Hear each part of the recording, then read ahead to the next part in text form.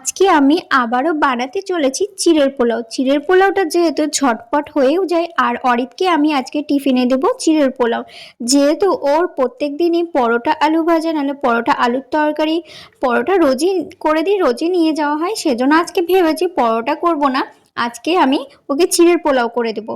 তো যেমন কথা তেমন কাজ, এই যে রান্নাঘরে চলে এসেছি। আসার পরে তারপরে তোমাদেরকে ফার্স্টে আমি দেখালাম চিড়েটাকে আমি ভালো করে ধুয়ে আমি ভালো করে জল ঝরিয়ে রেখে দিয়েছিলাম ঝুড়িতে। তারপরে কিন্তু সামান্য নুন, হলুদ আর একটু সামান্য চিনি ভালো করে মাখিয়ে রেখে দিয়েছিলাম। তারপরে কিন্তু দেখো কড়াই বসিয়ে দিয়েছি। বসানোর পরে কিন্তু আমি বাদাম ভেজে নিলাম। আমি বাদাম খুব একটা দিলাম না, অল্প করে ভেজলাম, যেহেতু বাদাম খায় না। এই যে কিশমিশ বাদাম এগুলো কিচ্ছু খায় না, সব ফেলে দেয়। তার জন্য আমি টেস্টের জন্য সামান্য অল্প অল্প করে দিয়েই আমি একটু ভেজে নিচ্ছি, নাহলে ভালো লাগবে না। তো এই দেখো কাজু বাদাম আমি ভেজে তুলে নিলাম।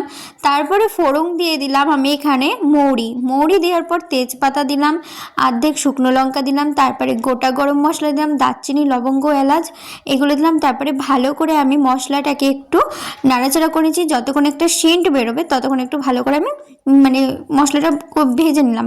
ভাজা হয়ে যাওয়ার পরে তারপর আমি ছোট ছোট করে আলু কেটে নিয়েছি, একদম ছোট ছোট করে, তাড়াতাড়ি যেন সিদ্ধ হয়ে যাবে সেরকমভাবে আমি আলুগুলোকে কেটে নিয়েছি কুচি কুচি করে। আর এই দেখো তারপরে দিয়ে দিলাম আদা বাটা, লঙ্কা বাটা, সামান্য হলুদ, সামান্য নুন।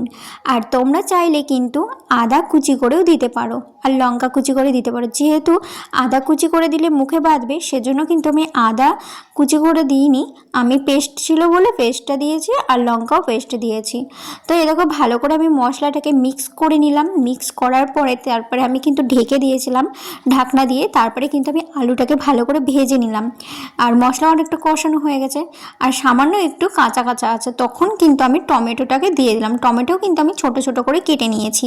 তো এই দেখো যদি আমি তখন আলুটার সঙ্গে যদি টমেটো দিয়ে দিতাম, তাহলে একবারেই ধরো সিদ্ধ হয়ে মানে হয়ে যেত, ধরো মানে মেখে যেত। তার জন্য কিন্তু আমি টমেটোটা পরে দিয়েছি, যখন অর্ধেক আলু কিন্তু সিদ্ধ হয়েছে তখন। তো বুঝতে পারলে তোমরা? তো তোমরাও এরকমভাবেই করো, দেখবে ভালো লাগবে খেতে। তো তারপরে কিন্তু আমি এই যে চিড়েটাকে দিয়ে দিলাম, যে চিড়েটা আমি জল দিয়ে ধুয়ে ভালো করে নুন হলুদ চিনি মাখিয়ে রেখেছিলাম, চিড়েটাকে দিয়ে দিলাম। দেওয়ার পরে ভালো করে মিক্স করে নিলাম। করার পরে কিন্তু কাজু কিশমিশ তারপরে বাদাম ভেজে রেখেছিলাম সেটাকে দিয়ে দিলাম।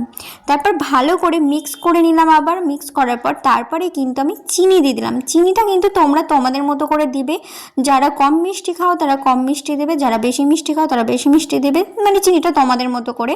তার আমি যেহেতু চিনি একটু বেশি দিয়েছি, যেহেতু অরিত মানে মিষ্টিটা খুব পছন্দ করে, তার জন্য কিন্তু আমি চিনিটা একটু বেশি করে দিয়েছি। তারপরে ভালো করে নাড়াচাড়া করে নিয়েছি, হালকাভাবে করেছি। এখানে তোমরা মনে হচ্ছে আমি জোরে করে নাড়াচাড়া করছি, কিন্তু একদমই না, আমি আস্তে আস্তে নাড়াচাড়া করছিলাম, নাহলে কি বলো তো দলা পেকে যাবে বেশি জোরে জোরে নাড়ানাড়ি করলে। তো যাই হোক, এ দেখো তারপরে কিন্তু চিড়ের পোলাও কিন্তু আমার হয়ে গেছে। গ্যাসটা অফ করার আগে কিন্তু সামান্য গরম মশলা ছিটিয়ে দিলাম একটু সামান্য, আর তারপরে কিন্তু আমি ঢাকনা দিয়ে ঢেকে দিয়েছি গ্যাস অফ করে। তারপরে কি 2 মিনিট পর আমি ঢাকনা খুলে এই দেখো আমি কিন্তু বাটিতে ঢেলে নিলাম চিড়ের পোলাওটা। আর আমার চিড়ের পোলাও কিন্তু রেডি একদম। তোমাদের সঙ্গে আমি দ্বিতীয়বার আমি তোমাদের সঙ্গে ভিডিওটা শেয়ার করলাম, কেমন লাগলো তোমরা অবশ্যই কমেন্ট করে জানিও। আর তোমরা এরকম করে একবার ট্রাই করে দেখো, অবশ্যই ভালো লাগবে। আজকের মতো ভিডিওটা এখানেই শেষ করছি। বাই সবাইকে।